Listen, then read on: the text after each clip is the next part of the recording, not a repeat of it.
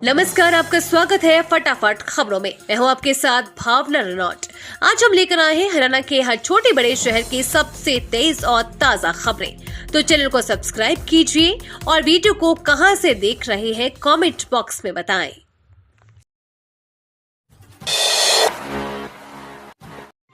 नवंबर रहा गर्म, दिसंबर में अधिक सर्दी का इंतजार, किसान चिंतित। नवंबर सर्दी के इंतजार में निकल गया, अब दिसंबर आधा होने को जा रहा है, लेकिन कड़ाके की सर्दी नहीं पड़ रही है।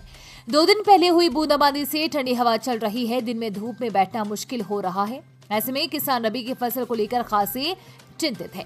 यदि सर्दी नहीं बढ़ी तो फिर गेहूं में फुटाव नहीं होगा, इससे उत्पादन पर भी काफी असर पड़ेगा। रबी की सभी फसलों के लिए अधिक मौसम ठंडा होना चाहिए, तभी इनमें फुटाव होता है। हरियाणा में 31 मार्च तक लागू हो जाएंगे तीनों नए आपराधिक कानून। पढ़े क्या है इन कानूनों की खासियत। हरियाणा में 31 मार्च तक तीनों नए आपराधिक कानून पूरी तरह लागू हो जाएंगे। भारतीय न्याय संहिता, भारतीय नागरिक सुरक्षा संहिता और भारतीय साक्ष्य अधिनियम को लेकर केंद्रीय गृह मंत्री अमित शाह ने मंगलवार को मुख्यमंत्री नायब सिंह सैनी के साथ बैठक की, जिसमें ये निर्णय लिया गया। इस दौरान केंद्रीय गृह मंत्री ने हरियाणा में पुलिस, जेल, कोर्ट, अभियोजन और फोरेंसिक से संबंधित नए प्रावधानों के कार्यान्वयन और वर्तमान स्थिति की समीक्षा की। गीता महोत्सव, कुरुक्षेत्र में 18,000 स्कूली बच्चों ने किया गीता पाठ। थीम पार्क का नाम बदला। कुरुक्षेत्र में आज गीता जयंती मनाई जा रही है। दुनिया भर में गीता के श्लोक गूंजे। थीम पार्क में एक साथ गीता पाठ किया गया। इसमें पवित्र ग्रंथ गीता के पहले श्लोक, मध्यस्थ और अंतिम श्लोक का उच्चारण किया गया। इस वैश्विक गीता पाठ के साथ हरियाणा, पंजाब, दिल्ली, उत्तर प्रदेश के साथ साथ देश के अन्य राज्यों व विदेशों सहित लगभग 1.5 करोड़ लोग ऑनलाइन प्रणाली के साथ जुड़े। अपने संबोधन में सीएम नायब सिंह सैनी ने ऐलान किया कि अब थीम पार्क केशव पार्क कहलाएगा। वहीं कुरुक्षेत्र के स्कूलों में कल छुट्टी कर दी गई है। हरियाणा के युवाओं के लिए अच्छी खबर, अमेरिका करेगा निवेश, 1 लाख से ज्यादा को मिलेगी नौकरियां। हरियाणा के युवाओं के लिए अच्छी खबर सामने आई है। जो युवा जॉब करने के इच्छुक हैं, उनके लिए अमेरिका सुनहरा मौका लेकर आ रहा है।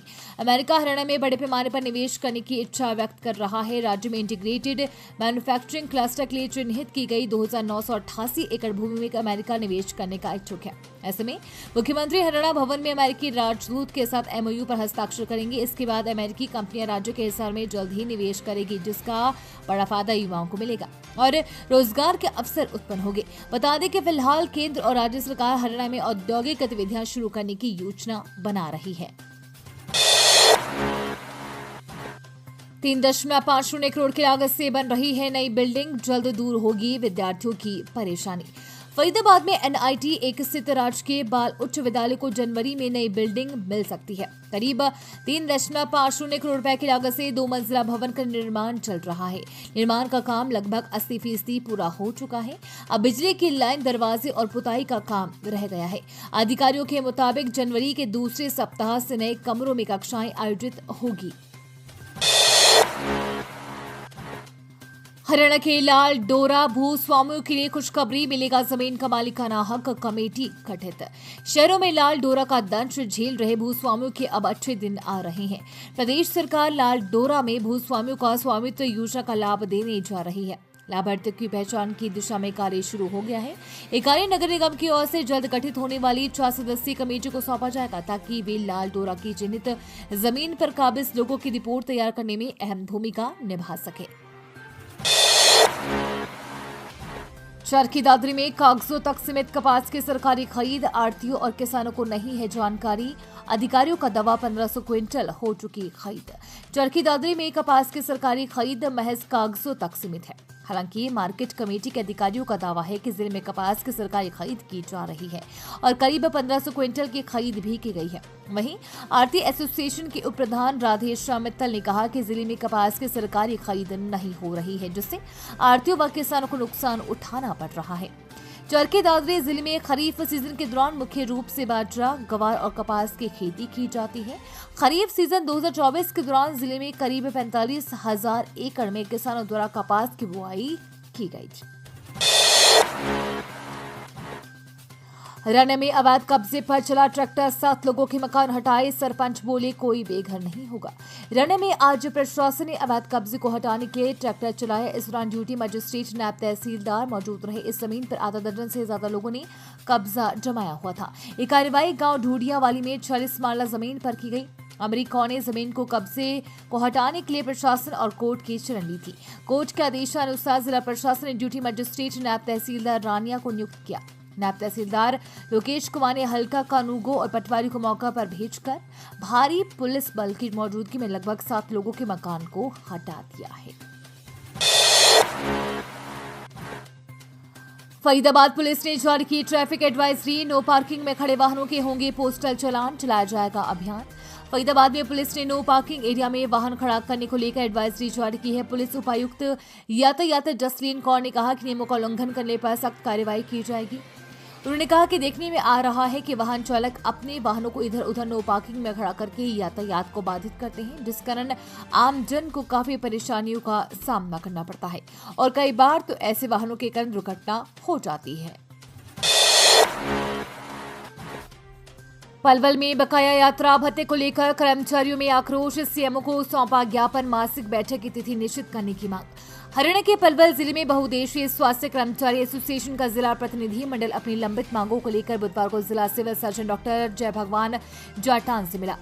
एसोसिएशन के जिला प्रधान पृथ्वी सिंह सहरावत के नेतृत्व में मिले कर्मचारियों ने अपनी मांगों से संबंधित ज्ञापन भी सौंपा। ज्ञापन में मांग की गई है कि कर्मचारियों को बकाया यात्रा भत्ता वर्ष 2016-19 और 2020-23 दिलाया जाए। एसोसिएशन के साथ सिविल सर्जन द्वारा मासिक बैठक के लिए तिथि निश्चित की जाए। सभी कर्मचारियों के नियमानुसार बाली देखभाल अवकाश, चिकित्सा अवकाश, अर्जित अवकाश स्वीकृत किए जाए। एसीबी के केसों के समाधान के लिए विभाग द्वारा मांगी एसीआर भिजवाई जाए। हरियाणा में 6 लाख फीस लेकर प्रिंसिपल फरार, 2 मोबाइल स्विच ऑफ, सरकारी स्कूल ने छात्राओं को पढ़ाई से रोका तो हुआ खुलासा। हरियाणा के फरीदाबाद में सरकारी स्कूल का प्रिंसिपल 12वीं क्लास की 600 छात्राओं की 6 लाख रुपए फीस लेकर फरार हो गया। प्रिंसिपल छत्रपाल का पिछले 3 दिन से कोई अता पता नहीं है। प्रिंसिपल ने किसी अधिकारी या टीचर को इसकी सूचना तक नहीं दी। उसके दोनों मोबाइल फोन स्विच ऑफ है। ऐसे में फीस जमा न होने से स्कूल ने कुछ छात्राओं को पढ़ाई से रोक दिया, जिसके बाद इस पूरे मामले का खुलासा हुआ। प्रिंसिपल की फीस समेत फरार होने से छात्राओं की फरवरी में होने वाली बोर्ड परीक्षा पर संकट आ गया है। इसका खुलासा होने पर शिक्षा विभाग में भी हड़कंप मचा हुआ है। रोजाना 4 दुष्कर्म, 3 हत्याएं, 42 वाहन चोरी, कानून व्यवस्था पर हुड्डा ने उठाया सवाल, हरियाणा सरकार को दी हिदायत।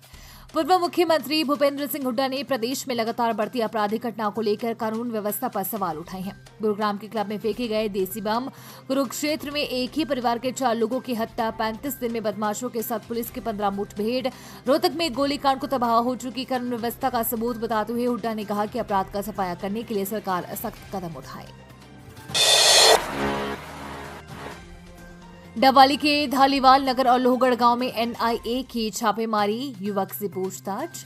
राजस्थान और पंजाब के साथ लगते डबवाली क्षेत्र में गैंगस्टर लॉरेंस बिश्नोई के प्रभाव देखने को मिलता है। राष्ट्रीय जांच एजेंसी द्वारा लॉरेंस बिश्नोई से जुड़े लोगों के घर पर छापेमार कार्रवाई करती रही है।